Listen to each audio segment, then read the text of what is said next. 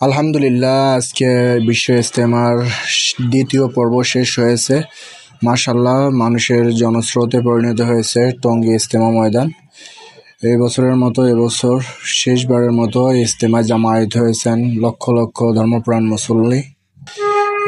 সুসংগঠিতভাবে সুশৃঙ্খলভাবে দ্বিতীয় পর্বের ইজতেমা আল্লাহ তাআলা কামিয়াবির সাথে হাসিল হয়েছে।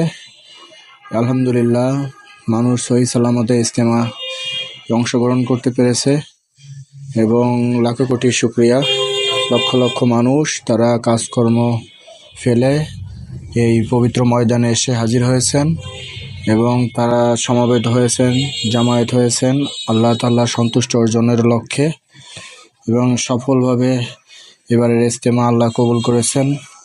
লক্ষ লক্ষ মানুষ তারা সুশৃঙ্খলভাবে এখানে জামায়াত হতে পেরেছেন।